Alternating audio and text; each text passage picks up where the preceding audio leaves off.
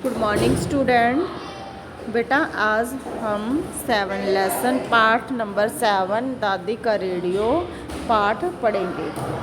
बेटा इसमें बड़े बुजुर्गों के प्रति सम्मान आदर की भावना का दर्शाया गया है कि किस प्रकार से हमें बड़ों का आदर सम्मान करना चाहिए, उनकी जो भी फीलिंग्स हैं उनका भी सम्मान करना चाहिए, उनके दुख दर्द को भी समझना चाहिए, जो कि आज की युवा पीढ़ी में वो सारी चीज़ें गायब होती जा रही हैं। उसके बारे में ये इस पाठ में बताया गया है।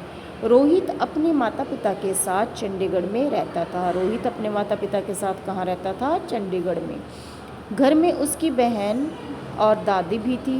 बूढ़ी होने के कारण दादी कहीं आ जा नहीं पाती थी कि दादी बूढ़ी थी तो आ नहीं पाती थी। तो रोहित अपनी दादी से बहुत प्यार करता था और नई नई कहानियाँ भी सुनाती थी वो उसको।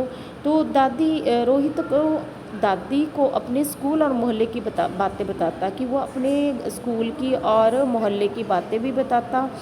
वह दादी को रेडियो और टेलीविज़न पर सुने समाचार भी सुनाता।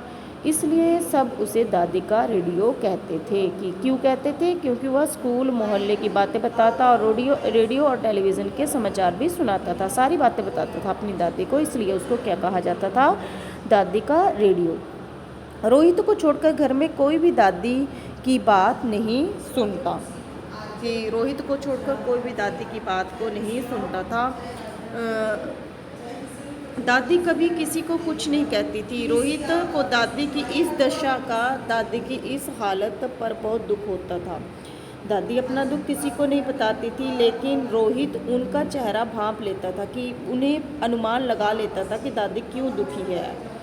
उसकी बहन उसे दादी का चमचा कहकर चिढ़ाती थी। रोहित भावुक होने के साथ साथ पढ़ाई लिखाई में भी बहुत अच्छा था। वह कक्षा में हमेशा क्या आता था? प्रथम। खेल कूद तथा अन्य गतिविधियों में भी वह आगे रहता था। एक बार परीक्षा में उसके अच्छे अंक नहीं आए तो उसके लिए भी उसकी दादी को ही जिम्मेदार ठहराया गया। दादी चुपचाप अपने कमरे में चली गई। उन्हें इस बात से बहुत दुख हुआ कि उसके माता पिता ने उसके ऊपर ही वो आरोप लगाया कि इसके कम नंबर आए तो इसकी जिम्मेदार कौन है? दादी। उन्होंने कहा, माँ आपके लाड प्यार ने इसे बिगाड़ दिया है, सारा दिन खेल कूद में लगा रहता है। रोहित भी यह सब देख रहा था। उसे अपने पिता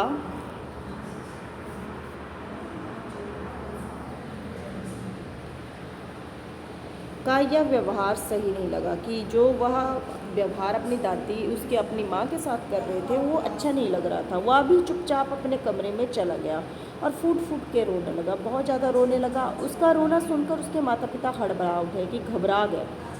उसके पिता ने बिजली का बटन दबाया, कमरे में प्रकाश फैल गया। रोहित सहम गया, डर गया। सहम के जाना का अर्थ है डर जाना। उसने अपने पास रखी कॉपी को कसकर पकड़ लिया। उसके पिता ने उसके हाथ से कॉपी ले ली।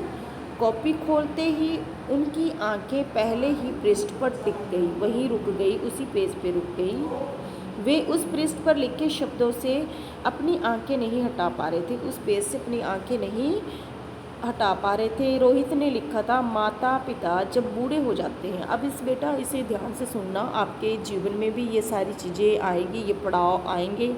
माता पिता जब बूढ़े हो जाते हैं तो वे अपनी संतान के किसी काम नहीं आते, अपने बच्चों के किसी काम नहीं आते। संतान अपने बूढ़े माता पिता से बुरा व्यवहार करती है। कि जो हमारी युवा पीढ़ी है वो अपने पेरेंट्स से कैसा व्यवहार करती है? बहुत ज़्यादा गंदा व्यवहार करती है। आजकल तो लोग पेरेंट्स के साथ रहना भी मंजूर नहीं करते हैं, वो सेपरेट रहना चाहते हैं, उनको आज़ादी चाहिए होती है।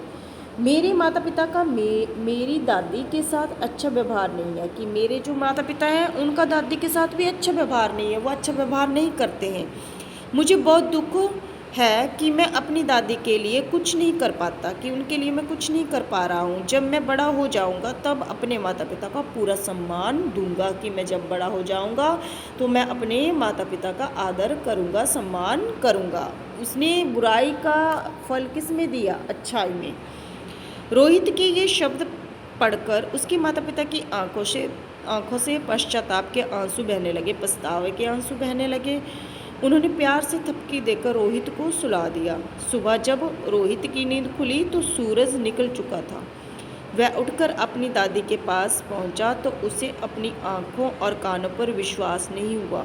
उसके माता पिता पिछली रात की घटना के लिए दादी से क्या मांग रहे थे? माफ़ी। यह नज़ारा देखकर रोहित वापस जाने लगा तो उसके पिता ने पुकारा, दादी का रेडियो। वह भागकर दादी के गले लग गया। देखा आपने कि एक छोटे से बच्चे ने अपने पेरेंट्स का जो बुरा व्यवहार कर रहे थे उनके बड़ों के साथ, उनकी भी आंखें खोल दी। तो आप भी ऐसा कुछ कर सकते हैं बेटा। ये आपका चैप्टर है, इसको पढ़ लें। धन्यवाद।